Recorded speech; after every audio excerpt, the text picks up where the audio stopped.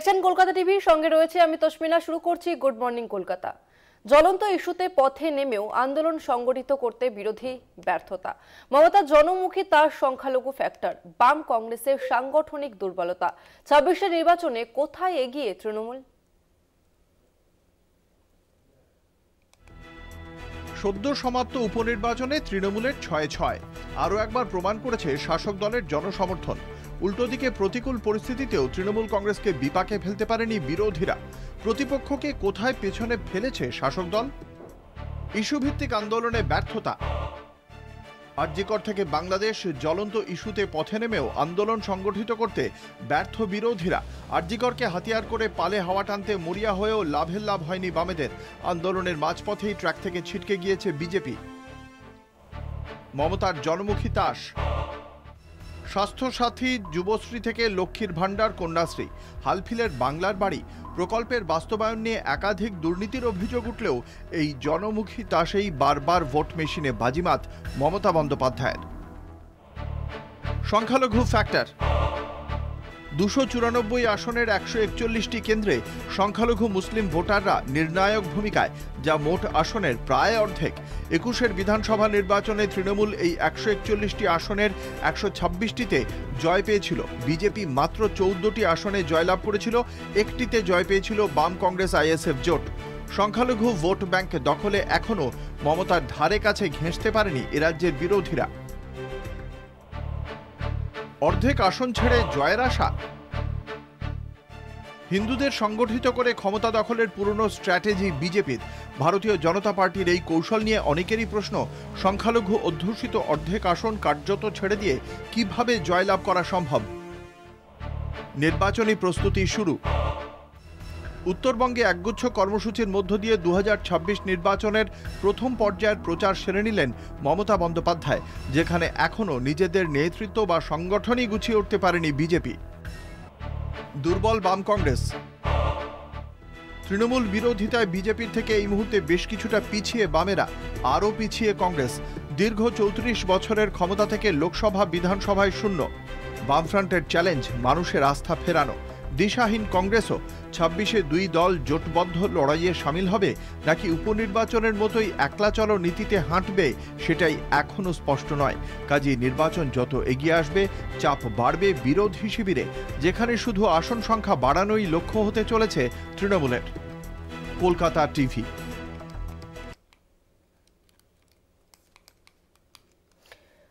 প্রকাশ্যে বিজেপির অভ্যন্তরীণ কোন্দল। আর একবার জানিয়ে রাখবো, প্রকাশ্যে বিজেপির অভ্যন্তরীণ কোন্দল। শূন্যের গেরো কাটাতে নজিরবিহীন সিপিএম, কঠিন পরীক্ষায় নয়া কংগ্রেস সভাপতি। ২৬ নির্বাচনের আগে কোথায় দাঁড়িয়ে বিরোধীরা? বছর ঘুরতেই বাংলার বিধানসভা নির্বাচন, তার আগে একাধিক সমস্যায় জর্জরিত বিরোধীরা, যা এখনই মেরামত করা না গেলে আরও একবার মুখ থুবড়ে পড়তে হবে ২৬-এ। সাংগঠনিক বৈঠকে উনি কমফোর্ট ফিল করেন না, কারণ আমাদের যে সাংগঠনিক প্রক্রিয়া সেটা অনেকটা লম্বা চলে। ওনার বিভিন্ন প্রোগ্রাম থাকে, উনি ব্যস্ততম নেতা পশ্চিমবঙ্গের অন্যতম, তো স্বাভাবিকভাবে তাকে বিভিন্ন জায়গায় ঘুরতে হয়। উনি সময় পাবেন কোথায়? আমি অর্গানাইজেশনের পোর্টফোলিও হোল্ডার নই, তা আমি বিরোধী দলনেতা, আমার কাজ সম্পর্কে সচেতন। আমি আপনার কাছে যার কথা আপনি বললেন, তার যিনি বলেছেন তার ব্যাখ্যা ওনাকেই দিতে হবে, আমি দিতে পারবো। বিরোধী দলনেতা শুভেন্দু অধিকারী বনাম রাজ্য সভাপতি সুকান্ত মজুমদার। রাজ্য বিজেপিতে তুঙ্গে অন্তর্দ্বন্দ্ব। দুই শীর্ষ নেতার ঝামেলা এমন পর্যায়ে পৌঁছেছে যা থামাতে চিঠি লিখে সর্বভারতীয় সভাপতি জেপি নাড্ডার দ্বারস্থ হলেন কয়েকজন বিজেপি নেতা। সমানে শুভেন্দু অধিকারীর বিরোধিতা করব, কিন্তু বিজেপিতে যে কজন নেতা আছেন তাদের মধ্যে শুভেন্দু অধিকারী নেতা হিসেবে সকলের থেকে বেশি অভিজ্ঞ এবং দক্ষ, কারণ তৃণমূলের ক্লাস নেয়া মমতা বন্দ্যোপাধ্যায় স্কুল থেকে গেছেন। ফলে এই যারা সুকান্তবাবু বা অমুক তমুক, গোটা বিজেপির যত নেতা আছে তাদের থেকে শুভেন্দু অধিকারী সাংগঠনিকভাবে বা সরকারি কাজের অভিজ্ঞতায় অনেক বেশি অভিজ্ঞ, অনেক বেশি যোগ্য। বিজেপির বর্তমান রাজ্য সভাপতি সুকান্ত মজুমদার কেন্দ্রীয় মন্ত্রী, দপ্তরের কাজে দিল্লিতে ব্যস্ত থাকার ফলে রাজ্যের সাংগঠনিক দায়িত্ব রক্ষায় তিনি ব্যর্থ। তাই পার্ট টাইম সভাপতি সরিয়ে পূর্ণ সময়ের সভাপতির দাবি বারবার উঠেছে বিজেপির অন্দরে। দলের পর এই বিষয়ে সিদ্ধান্ত হতে পারে বলে জানা যাচ্ছে সূত্র মারফত। অমিত শাহের নির্দেশে রাজ্য জুড়ে সদস্য সংগ্রহ অভিযান শুরু করে পদ্ম শিবির। 1 কোটির লক্ষ্যমাত্রা নেওয়া হলেও তা 45 লক্ষের বেশি পেরোয়নি বলে বিজেপি সূত্রে খবর, যার ফলে কেন্দ্রীয় নেতৃত্বের কাছে মুখ পুড়েছে রাজ্য নেতাদের। প্রকাশ্যে এসেছে সাংগঠনিক দুর্বলতাও। বৃহস্পতিবার কালচিনিতে মুখ্যমন্ত্রীর সভা মঞ্চে ছিলেন প্রাক্তন কেন্দ্রীয় মন্ত্রী জন বার্লা। গত লোকসভায় বিজেপি টিকিট না দেওয়ায় দলের সঙ্গে দূরত্ব বাড়িয়েছিলেন। তখনই শুরু হয় ফুল বদলের জল্পনা। বার্লা বলেছেন, মুখ্যমন্ত্রী সুযোগ দিলে একসঙ্গে কাজ করতে চান। প্রাক্তন সাংসদের দলবদল চা বলায় বিজেপির কাঁটা হয়ে উঠতে পারে। শূন্যের গেরো কাটাতে নজিরবিহীন পদক্ষেপ সিপিএমের। জেলা সিপিএমের শীর্ষ পদে বসানো হলো আদিবাসী মহিলা নেত্রীকে। বাঁকুড়া জেলা সিপিএমের সম্পাদক করা হলো দেবলীনা হেমব্রমকে। এমন ঘটনা লাল পার্টিতে বিরল বলেই মত ওয়াকিবহল মহলের। তবে কি আদিবাসী মহিলা মুখকে সামনে নিয়ে এসে রাজ্য জুড়ে অন্য সমীকরণের বার্তা দিতে চাইছে বাম শীর্ষ নেতৃত্ব? অধীর রঞ্জন চৌধুরী জামানা অতীত। বাংলার নয়া সভাপতি শুভঙ্কর সরকার। গোটা বাংলায় ক্ষয়িষ্ণু সংগঠন। 2026-এ বিধানসভা ভোট, তার আগে শুভঙ্করের কাছে বড় চ্যালেঞ্জ এই পদ। মেঘালয় ও মিজোরামে স্টেট ইনচার্জের দায়িত্ব সামলে আসা নেতা ধুঁকতে থাকা সংগঠনকে কতটা চাঙা করে তুলতে পারবেন সেই প্রশ্ন থাকছে। অভ্যন্তরীণ সমস্যা সামলে ওঠার পর তৃণমূলের মোকাবিলা। আগামী বছরের নির্বাচনে শাসককে টক্কর দেওয়ার মতো জায়গায় আদৌ বিরোধীরা পৌঁছতে পারবে? সন্দিহান রাজনৈতিক মহল। কলকাতা টিভি। শহর কলকাতায় একের পর এক বহুতল হেলে পড়ার ঘটনা। ফের ট্যাংরার পটারি রোডে হেলে পড়ল বহুতল। G+4 এর অনুমতি ছিল কিনা তা নিয়ে সংশয়। এছাড়া 59 নম্বর ওয়ার্ডে লোকনাথ বোস গার্ডেন লেনেও হেলে পড়েছে বাড়ি।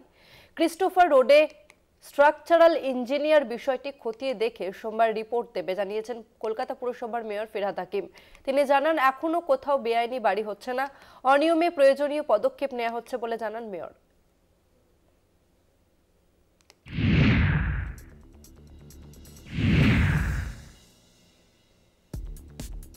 তাসের ঘরের মতো শহর জুড়ে একের পর এক বহুতল হেলে পড়ছে।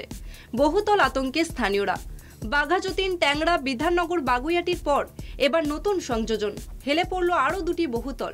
শুক্রবার সকালে কলকাতা পুরসভার 59 নম্বর ওয়ার্ডের 12 নম্বর লোকনাথ বোস গার্ডেন লেনে একটি বহুতল হেলে পড়ার ঘটনা সামনে এসেছে। গুলিপাড়ায় হেলে পড়া বহুতল ঘিরে শোরগোল এলাকায়। পাশাপাশি ট্যাংরার পটারি রোডেও হেলে পড়ল বহুতল। 56 নম্বর ওয়ার্ডের ঘটনা। G+4 এর অনুমতি ছিল কিনা তা নিয়েও সংশয় স্থানীয়দের। G+4 এই বাড়িটির নিচের অংশ হঠাৎ মাটি বসে যাওয়ার কারণে বাড়িটি হেলে পড়েছে বলে প্রাথমিকভাবে জানা গেছে।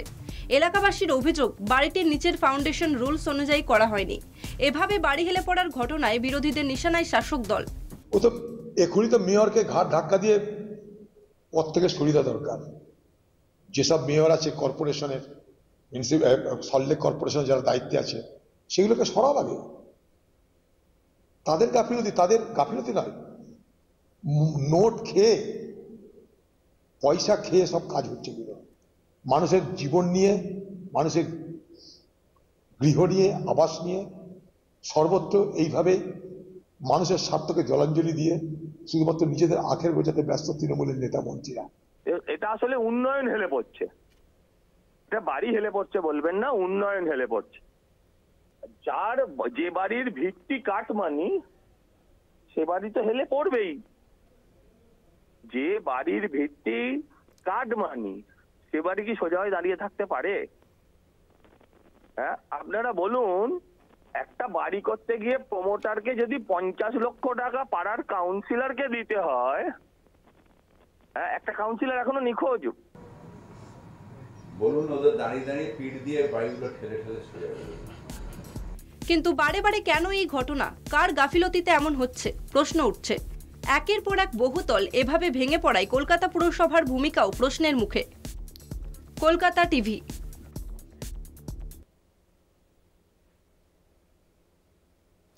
কলকাতার পর এবার হাওড়া। হেলে পড়ল বহুতল বাড়ি। প্রথম তলার পর থেকে ওপরের অংশ প্রায় ঠেকে গিয়েছে অপর একটি বাড়ির গায়ে।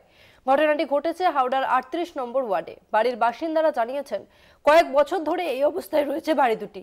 সম্প্রতি কলকাতায় একাধিক বাড়ি হেলে পড়ার ঘটনায়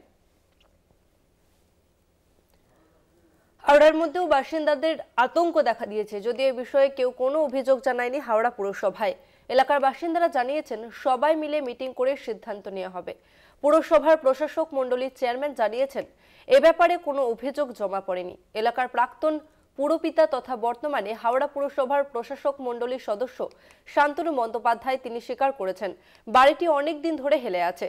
পুর প্রশাসক সুজয় চক্রবর্তী জানিয়েছেন বিল্ডিং বিভাগের আধিকারিকরা পুলিশ ঘটনাস্থলে গিয়ে সার্ভে করে রিপোর্ট দেবে, তারপরে সিদ্ধান্ত নেওয়া হবে জানিয়েছেন পুর প্রশাসক।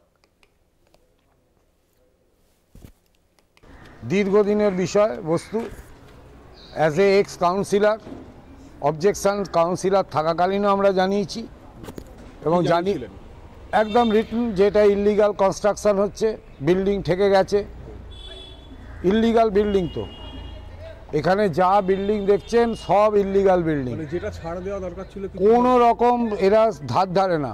কর্পোরেশন একাধিকবার স্টেপ নিয়েছে, কর্পোরেশনের দিকে আঙুল তুলে লাভ নেই। দিদেন প্রশাসন এবং বর্তমান ডক্টর সুজয় চক্রবর্তীও স্টেপ নিয়েছেন। বিল্ডিং ডিপার্টমেন্ট থেকে আজকে লোকজন যারা গেছেন, আমাদের ইঞ্জিনিয়াররা গেছেন এবং সাথে আমাদের পুলিশ প্রশাসনের লোকও গেছে, তারাও জায়গাটা দেখছে। এবং আমাদের এন্ড থেকে যেটা করণীয়, কারণ ওখানে আমাদের কাছে যে ইনফরমেশন, ওখানে কিন্তু মানুষ বসবাস করছে, তো খুব স্বাভাবিকভাবেই আমরা একটা প্র্যাকটিক্যাল সিদ্ধান্ত নিতে হবে। রাজ্যের পাশাপাশি এবার সঞ্জয়ের ফাঁসির দাবিতে কলকাতা হাইকোর্টে আবেদন সিবিআইয়ের। বিচারপতি দেবাংশু বসাকের ডিভিশন বেঞ্চের দৃষ্টি আকর্ষণ। রাজ্যের করা মামলার সঙ্গে যুক্ত করা হয়েছে কেন্দ্রীয় তদন্তকারী সংস্থার মামলা। সোমবার মামলা শুনানি। অন্যদিকে আরজি কর কাণ্ডে সিবিআইয়ের ভূমিকায় সরব হয়েছে বিরোধী দলগুলিও।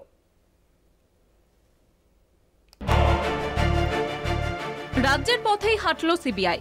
আরজি করে চিকিৎসক ধর্ষণ খুনের ঘটনায় দোষী সাব্যস্ত সঞ্জয় রায়ের সর্বোচ্চ শাস্তির দাবিতে কলকাতা হাইকোর্টে মামলা দায়ের কেন্দ্রীয় তদন্তকারী সংস্থার। বিচারপতি দেবাংশু বসাকের ডিভিশন বেঞ্চে দৃষ্টি আকর্ষণ। সোমবার মামলার শুনানি। গত 18 জানুয়ারি সঞ্জয়কে আমৃত্যু কারাদণ্ডের নির্দেশ দেয় শিয়ালদা আদালত। সঞ্জয়ের ফাঁসির সাজা কেন হলো না তা নিয়ে ওঠে প্রশ্ন। শাসক দল থেকে বিরোধীরা রায়ে অখুশি বলে মত পোষণ করে। এরপরেই ফাঁসির দাবিতে উচ্চ আদালতে দ্বারস্থ হয় রাজ্য সরকার। অভয়াকাণ্ডে সিবিআইয়ের ভূমিকায় সরব হয়েছেন সিপিএম নেতা বিকাশ রঞ্জন ভট্টাচার্য।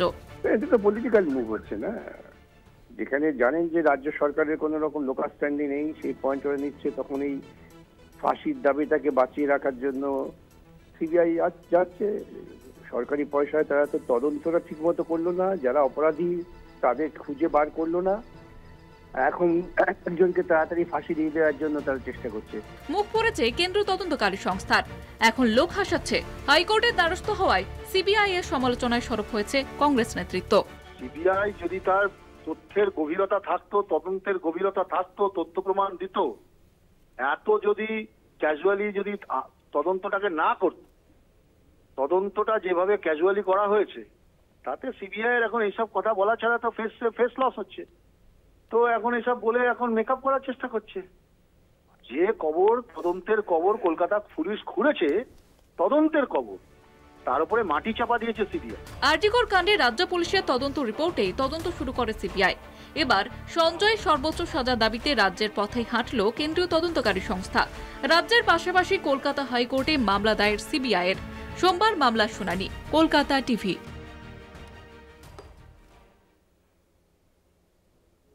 মালদার মানিকচকে আবারও চলল গুলি। ভলিবল টুর্নামেন্টের সূচনায় শূন্যে গুলি ছোড়া হলো। ভিডিও প্রকাশ্যে আসতেই চাঞ্চল্য। নূরপুর টিপটপ ক্লাব অ্যান্ড লাইব্রেরির উদ্যোগে ভলিবল টুর্নামেন্টের আয়োজন। গোটা বিষয়ে মুখে কুলুপ মেটেছে ক্লাব কর্তৃপক্ষ। আগ্নেয়াস্ত্র বাজেয়াপ্ত করে মানিকচক থানার পুলিশ।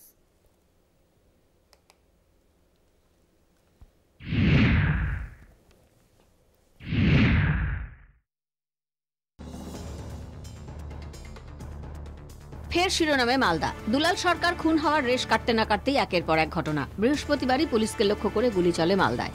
এবার মানিকচকে ভয়ঙ্কর ছবি। নূরপুর অঞ্চলের একটি ক্লাবের উদ্যোগে বৃহস্পতিবার রাতে ভলিবল টুর্নামেন্টের আয়োজন করা হয়। সেখানে টুর্নামেন্টের সূচনায় শূন্যে চলে একাধিক গুলি। একাধিক ব্যক্তি বন্দুক উপর দিকে তাক করে গুলি চালায়। ভিডিও ভাইরাল হয় সোশ্যাল মিডিয়ায়। যদিও ভিডিওর সত্যতা যাচাই করেনি কলকাতা টিভি। পুলিশ সূত্রে জানা গেছে, মনসুর আহমেদ খান, মোহাম্মদ আমিনুর রহমান খান, আলকামা খান চৌধুরী এবং মোহাম্মদ ওয়াক্তোয়ার খান সকলেই নূরপুর পাঠানপাড়ার বাসিন্দা। প্রশ্ন উঠছে, খেলাধুলার মাঝে কেন গুলি? আগ্নেয়াস্ত্র কি এতই সস্তা? সাধারণ মানুষের নিরাপত্তা কোথায়? গোটা বিষয় মুখে কুলুপ এঁটেছে ক্লাব কর্তৃপক্ষ। প্রশাসনের নজরে বিষয়টি আসতে আগ্নেয়াস্ত্রগুলি হেফাজতে নিয়েছে মানিকচক থানার পুলিশ। ঘটনায় বিরোধীদের নিশানায় শাসক দল। জানি না এবার ওই মজা করার জন্য, মানুষকে ভয় দেখানোর জন্য বন্দুকটার লাইসেন্স মনে হয় এই সরকার দিয়েছে, কারণ তৃণমূলের এটা সংস্কারে দাঁড়িয়েছে। খুন, ধর্ষণ, বোমাবাজি, গুলিবাজি এটা তাদের বর্তমানে কালচার হয়েছে তৃণমূলের। মাননীয় নির্দেশেই গোটা এলাকায় সন্ত্রাস হয়, খুন হয়, ধর্ষণ হয়। এই সরকার অপারগ, পুলিশ নিরাপত্তা দিতে ব্যর্থ, পুলিশ তৃণমূলের দলদাসে পরিণত হয়েছে। দেখবেন তৃণমূলের নেতা হতেই হবে। তৃণমূলের নেতা ছাড়া এত দড়িয়া দিলি কার আছে গুলি চালিয়ে খেলা উদ্বোধন করার? তৃণমূলের নেতা থাকতেই হবে গুলি চালানোর ক্ষেত্রে। কি চলছে বাংলায় দেখুন, খালি গুলি চালিয়ে, অবৈধ অস্ত্র থেকে গুলি চালিয়ে খেলার উদ্বোধন হচ্ছে। তবে না তৃণমূল দিদি কিছু বলবে না। এখন কিন্তু কেউ মারা খুন হোক তখন বলবে ঝাড়খণ্ড থেকে লোক এসেছে। পুলিশ প্রশাসন গোটা ঘটনা খতিয়ে দেখছে বলে জানিয়েছেন স্থানীয় তৃণমূল নেতৃত্ব। পুলিশ অলরেডি সেই আর্মসগুলোকে সিজ করেছে এবং তারা তদন্ত করে খতিয়ে দেখছে এই আর্মসগুলো ব্যবহারের জন্য ডিস্ট্রিক্ট ম্যাজিস্ট্রেট মালদার কাছ থেকে পারমিশন নেওয়া আছে কি নেই। According to section 30 of the arms act, এটা যদি তাদের পারমিশন নেওয়া না থাকে তাহলে আর্মসগুলো যা বলা আছে অ্যাকর্ডিং টু ল, যে আর্মসগুলো বাতিল হবে, লাইসেন্স বাতিল হবে এবং এর জন্য সাজাপ্রাপ্ত হবে। তো সেক্ষেত্রে police according to law action নেবে। বিজেপি তো সব ব্যাপারে অভিযোগ করে। সম্প্রতি বারবার অশান্ত হয়েছে মালদা। দুলাল সরকার খুনের পর 12 দিনের ব্যবধানে খুন হন তৃণমূল কর্মী। এই পরিস্থিতিতে ফের এই ঘটনা নতুন সংযোজন। পুলিশের তরফে জানা গেছে এটি নিয়ম এবং অস্ত্র আইনের স্পষ্ট লঙ্ঘন। অস্ত্র আইনের 30 ধারায় লাইসেন্সধারীদের বিরুদ্ধে একটি এফআইআর দায়ের করা হয়। মালদা থেকে পরিতোষ সরকারের রিপোর্ট, কলকাতা টিভি। সময় একটা বিরতির, ফিরছে আরো অন্যান্য খবর নিয়ে, সঙ্গে থাকুন। ফাঁসির সাজা রদছে হাইকোর্টে জয়নগরী নাবালিকা ধর্ষণ খুন কাণ্ডে দোষী সাব্যস্ত বিচারপতি দেবাংশু বসাকের ডিভিশন বেঞ্চের দৃষ্টি আকর্ষণ।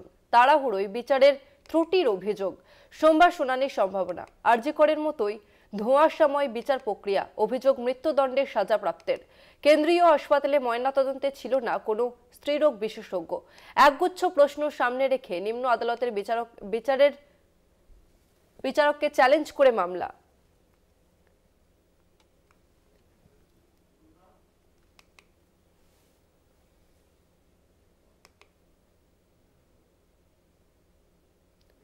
রাজ্য জুড়ে শুরু নবম দুয়ারে সরকার কর্মসূচি। বিভিন্ন শিবিরে প্রায় 37টি প্রকল্পের সুবিধার জন্য আবেদন করা যাবে। কর্মসূচি চলবে 1 ফেব্রুয়ারি পর্যন্ত।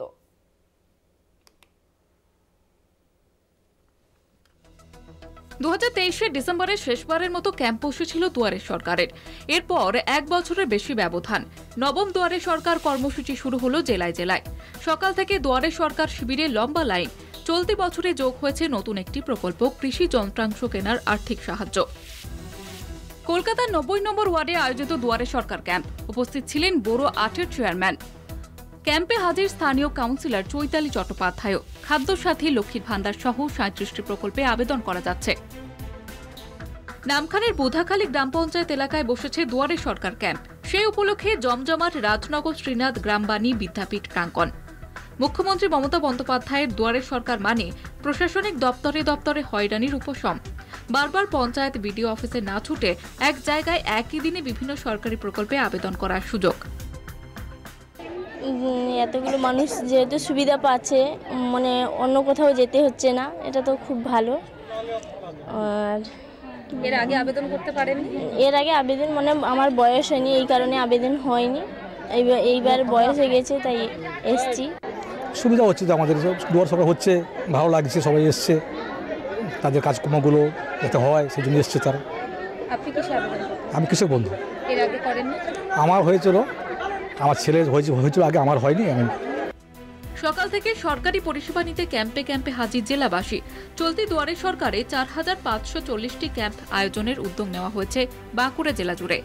কেউ সবে নতুন, কেউ বা আগের নির্দিষ্ট প্রকল্পে আবেদন করা সত্ত্বেও সুবিধা পাননি। অনেক সুবিধা, বহুত সুবিধা, ঘরের কাছে এত সুবিধা কোথায় পাওয়া যাবে? সব অফিসাররা রয়েছে এখানে। হ্যাঁ, সব অফিসাররা আছেন। সমস্যাটা বলতে পারছি? হ্যাঁ, সমস্যাটা বলতে পারছি। সমস্যা এই বয়সে দৌড়াদৌড়ি করতেও পারা যাচ্ছে না, আর সময়ের কাজও হচ্ছে না, অনেক সুবিধা। জেলার 22টি ব্লক ও 190টি গ্রাম পঞ্চায়েত জুড়ে শুরু হয়েছে এই দুয়ারে সরকার শিবির। বাঁকুড়া 2 নম্বর ব্লকের বিকনা গ্রাম পঞ্চায়েতের দুয়ারে সরকার শিবিরে হাজির ছিলেন বাঁকুড়া জেলা শাসক সিয়াদেন। কিছুটা দুয়ারে সরকারের ক্ষেত্রে আমরা যে অ্যাপ্লিকেশনগুলো নিয়েছিলাম, আমরা স্টেটের কাছে ভেরিফিকেশন করে পাঠিয়েছি। কোটা যখন যেগুলো কোটা বেস স্কিম আছে সেটা আমরা এখান থেকে ভেরিফাই করলেও সেটা একটু টাইম লাগবে, কেন কি ফান্ড ফিনান্সিয়াল অ্যালোকেশন সব থাকে, সেটা ডিপার্টমেন্ট আর পলিসি ডিসিশন, সেগুলো আসতে একটু টাইম লাগবে। কিন্তু মানবিক যেগুলো কোটা নেই মানে আমরা যে দিতে পারি সেগুলো আমরা অ্যাপ্রুভ করে দিয়ে দিই। রাজ্যের অন্যান্য জেলার পাশাপাশি রাঙ্গামাটি জেলা বীরভূমে শুরু হয়েছে দুয়ারে সরকার ক্যাম্প। জেলার 19টি ব্লকের বিভিন্ন পঞ্চায়েত এলাকায় মিলছে সরকারি পরিষেবা। বোলপুর ব্লকের শিয়ানমূলক গ্রাম পঞ্চায়েতের শিয়ান প্রাথমিক বিদ্যালয় চত্বরে মডেল দুয়ারে সরকার ক্যাম্পের আয়োজন করা হয়েছে। ক্যাম্পের মধ্যে সাধারণ পাবলিকের যা অসুবিধা ছিল, এখান থেকে ব্লক যাওয়া খুব কষ্ট, মেইন হচ্ছে বেসিক্যালি মেয়েদের জন্য অনেক কষ্ট। তারা বাসে করে যেতে পারছিল না, বা গেলে একদিনে কাজটা হচ্ছিল না, বারবার যেতে হচ্ছিল, 1 মাস 2 মাস ঘুরতে হচ্ছিল। এই ক্যাম্পটা হওয়ার পর থেকে তারা বিশাল খুশি, অনেক কাজ ওদের হচ্ছে এখানে এসে। আমাদের ব্লকে সব পঞ্চায়েতে ক্যাম্প হবে এবং সব জায়গাতে আশা করি এরকম প্রচুর মানুষ আসবেন। বিশেষ করে মেয়েরা প্রচুর আসছেন লক্ষ্মীর ভান্ডারের জন্য, তারা আসছেন। বিধবা যারা আছেন তারাও তাদের বিধবা ভাতার জন্য আসছেন। মেয়েদের সাড়াটা অনেক বেশি পাওয়া যাচ্ছে। 21 বিধানসভা ভোটের আগে দুয়ারে সরকার প্রকল্প ঘোষণা করেন মুখ্যমন্ত্রী মমতা বন্দ্যোপাধ্যায়। ওই বছরের 1 ডিসেম্বর থেকে শুরু হয় প্রকল্প। 2023-এ তৃণমূল সরকারের দুয়ারে সরকারকে সেরা শিরোপা দিয়েছিল খোদ মোদী সরকার। দুয়ারে সরকার প্রকল্পের জন্য বাংলাকে সম্মানিত করেছিল কেন্দ্রীয় বৈদ্যুতিন ও তথ্য প্রযুক্তি মন্ত্রক। প্রতিবারের মতো এবারও সফলতা পাবে দুয়ারে সরকার কর্মসূচি, আশাবাদী সকলে। কলকাতা টিভি। দিল্লির আসন্ন বিধানসভা নির্বাচনের প্রচার থেকে সরে দাঁড়ালেন লোকসভার বিরোধী দলনেতা রাহুল গান্ধী। পরপর 2 দিন তার নির্বাচনী জনসভা বাতিল করার পর এই ধারণাই তৈরি হয়েছে রাজনৈতিক মহলে। শারীরিক অসুস্থতার কারণে রাহুল সভা স্থগিত রাখতে বাধ্য হয়েছেন বলে দাবি এআইসিসি সূত্রের। বিজেপির মতে আম আদমি পার্টির সঙ্গে গোপন বোঝাপড়ায় রাহুল সহ কংগ্রেসের প্রথম সারির নেতারা দলের প্রার্থীর প্রচার এড়িয়ে চলছেন। প্রাথমিক পর্যায়ে রাজ্যের শাসক আম আদমি পার্টির বিরুদ্ধে বিধানসভায় লড়াইয়ের ডাক দিয়েছিল কংগ্রেস। গত লোকসভায় ব্যতিক্রমীভাবে ইন্ডিয়ার 2 শরিক আপ ও কংগ্রেসের আসন রফা হয়েছিল, কিন্তু বিধানসভা নির্বাচনকে ঘিরে ফের কংগ্রেসে আম সম্মুখ সমরে অবতীর্ণ। ফলে বরাবরের মতো বিজেপি আপ কংগ্রেসের মধ্যে ত্রিমুখী লড়াই হচ্ছে 70 আসনের দিল্লি বিধানসভা ভোটে। ইন্ডিয়ার শরিক তৃণমূল সমাজবাদী পার্টি, উদ্ধবপন্থী শিবসেনা, শরদপন্থী এনসিপি ভোটে আপের পক্ষ নিয়ে বস্তুত কংগ্রেসের সমালোচনায় সরব হয়। এই প্রসঙ্গে ইন্ডিয়ার নেতৃত্ব থেকে কংগ্রেসকে সরিয়ে তৃণমূল নেত্রী মমতা বন্দ্যোপাধ্যায়ের হাতে তুলে দেওয়ার দাবি উঠতে শুরু করে। কংগ্রেস দিল্লিতে আপের বিরুদ্ধে প্রাথমিকভাবে তেড়ে ফুঁড়ে প্রচার শুরু করে। প্রয়াত কংগ্রেসের মুখ্যমন্ত্রী শীলা দীক্ষিতের পুত্র সন্দীপকে নয়াদিল্লি আসনে অরবিন্দ কেজরিওয়ালের বিরুদ্ধে প্রার্থী করা হয়। রাজ্যের প্রায় 20% মুসলমান ভোটের লক্ষ্যে কংগ্রেস 2020 সালে এনআরসি বিরোধী আন্দোলন ও সাম্প্রদায়িক দাঙ্গায় আপ নেতৃত্বের ভূমিকায় সমালোচনায় সরব হয়। পাল্টা কংগ্রেসের সঙ্গে বিজেপির গোপন আতাতের অভিযোগ তোলেন আপ সুপ্রিমো কেজরিওয়াল। সব মিলিয়ে ইন্ডিয়ার শরিকি বিরোধ প্রকাশ্যে এসে পড়ে। এই আবহে হঠাৎ করে রাহুল গান্ধী পরপর 2 দিন দিল্লিতে নির্বাচনী সভা বাতিল করেছেন। প্রিয়াঙ্কা গান্ধী সহ দলের প্রথম সারির নেতাদের প্রচারে নামার কথা থাকলেও তারা বেপাত্তা। তাতেই জল্পনা শুরু হয়েছে রাহুল সহ কংগ্রেসের হেভিওয়েট নেতা নেত্রী আপের সঙ্গে সংঘাত এড়িয়ে চলতে এমন কৌশল নিয়েছে, আর তাতেই বেজায় চাপে বিজেপি। শাসক দল আপ বিজেপি বিরোধী ভোট বিভাজন হ্রাস পেলে তাদের জয় আরও নিশ্চিত হবে। সেই আশঙ্কায় গেরুয়া শিবিরের খোঁচা আপের সঙ্গে কংগ্রেসের গোপন রফা হওয়ায় রাহুলরা ভোট প্রচারে জোর দিতে চাইছে না। কলকাতা টিভি।